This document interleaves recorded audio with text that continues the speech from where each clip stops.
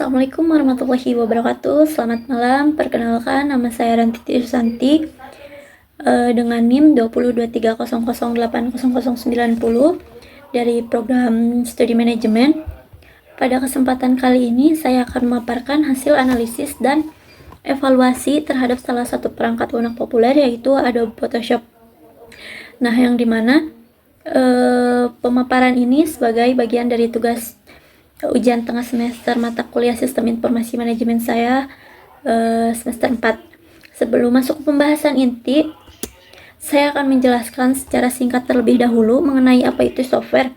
Nah, software atau perangkat lunak adalah sekumpulan instruksi atau program yang digunakan untuk mengoperasikan komputer dan menjalankan tugas-tugas tertentu. Berbeda dengan hardware yang bersifat fisik, software bersifat digital dan meliputi berbagai jenis sistem operasi, aplikasi, dan utilitas. Nah, Adobe tersendiri merupakan salah satu contoh dari perangkat lunak aplikasi yang memiliki fungsi spesifik dalam bidang pengolahan dan manipulasi gambar digital. Untuk selanjutnya di sini ada identifikasi tipe klasifikasi. Nah, software Adobe Photoshop termasuk dalam kategori application specific software, yaitu menjelaskan perangkat lunak yang dirancang untuk fungsi atau tugas tertentu. Dalam hal ini, Photoshop secara khusus digunakan untuk seperti pengeditan dan manipulasi gambar digital, retouching foto, desain grafis yang berbasis raster atau pixel, ilustrasi digital, image compositing atau penggabungan beberapa gambar, persiapan gambar untuk kebutuhan cetak dan web. Nah, dengan fitur-fitur tersebut, Photoshop menjadi standar industri di bidang desain grafis dan fotografi profesional. Selanjutnya ada hasil analisis dari Adobe Photoshop. Yang pertama itu ada evaluasi berdasarkan faktor fungsional. Secara fungsional, Adobe tersendiri menawarkan kemampuan yang sangat luas dalam hal manipulasi gambar. Kelebihannya yaitu memiliki berbagai macam tools seperti seleksi, masking, layering, retouch, dan blending, serta mendukung berbagai format file gambar, terintegrasi dengan aplikasi Adobe lainnya seperti Illustrator dan InDesign.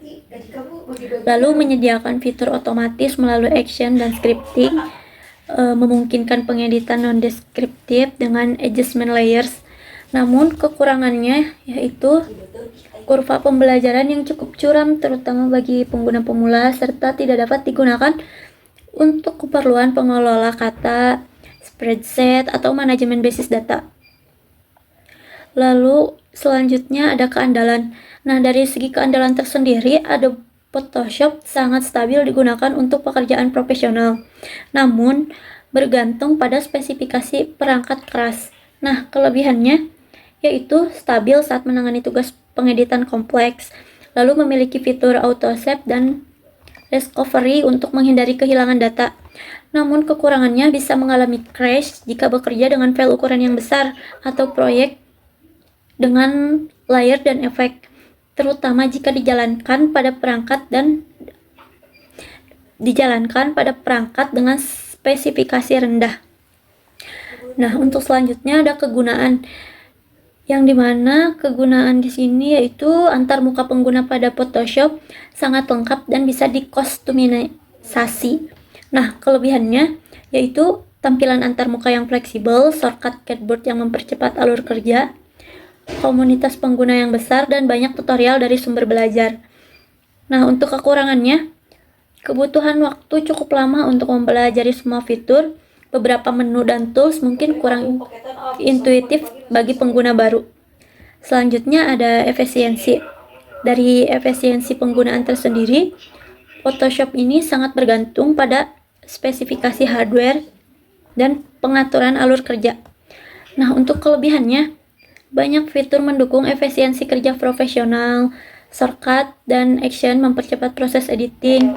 Namun, ada kekurangannya yaitu seperti konsumsi sumber daya sistem yang cukup tinggi seperti RAM, GPU, terutama file yang berukuran besar.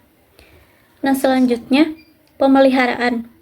Dari sisi pemeliharaan tersendiri, Photoshop menerima pembaruan rutin dari Adobe melalui layanan kayak Creative Cloud, seperti itu. Nah, untuk kelebihannya, pembaruan fitur dan perbaikan bug secara berkala, kompatibel dengan sistem operasi baru. Untuk kekurangannya, yaitu model langganan dapat menjadi kendala biaya bagi pemula individu atau pelajar. Selanjutnya ada profitabilitas dan keamanan. Photoshop terutama profitabilitas dan keamanan. Untuk Photoshop utama berbasis desktop, untuk Windows dan macOS versi mobile tersedia, namun fiturnya terbatas. Nah, untuk kelebihannya itu performa optimal di desktop, mendukung sinkronasi aset melalui cloud. Nah, dari kekurangannya itu portabilitas terbatas dibandingkan dengan aplikasi web atau mobile phones. Nah, untuk keamanan tersendiri yaitu ada pembaruan keamanan yang rutin dilakukan. Selanjutnya ada dukungan autentikasi penggunaan melalui akun Adobe, namun tetap ada potensi kerentanan yang perlu ditangani untuk melalui update berkala. Lalu selanjutnya ada biaya dan kinerja. Nah, dari biaya tersendiri, Adobe ini menggunakan model langganan bulanan atau tahunan. Meskipun mahal, penggunanya mendapatkan akses ke semua fitur dan aplikasi Adobe lainnya. Dari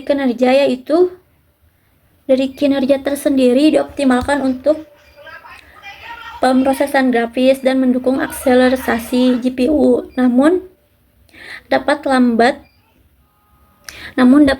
pada perangkat dengan sertifikasi rendah. Lalu selanjutnya ada kontabilitas.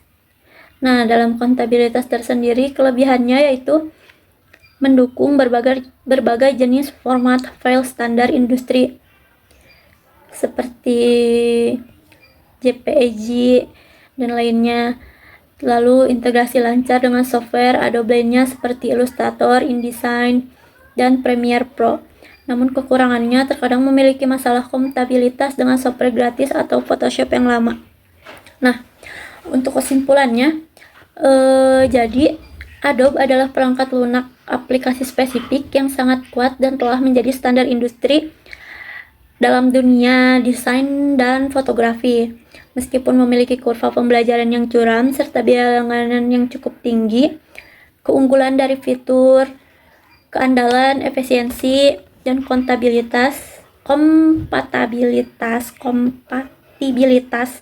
menjadikan alat yang sangat berguna dan tak tergantikan, khususnya bagi para profesional di bidang kreatif. Demikian, cukup sekian yang bisa dapat saya paparkan. Terima kasih atas perhatiannya. Wassalamualaikum warahmatullahi wabarakatuh.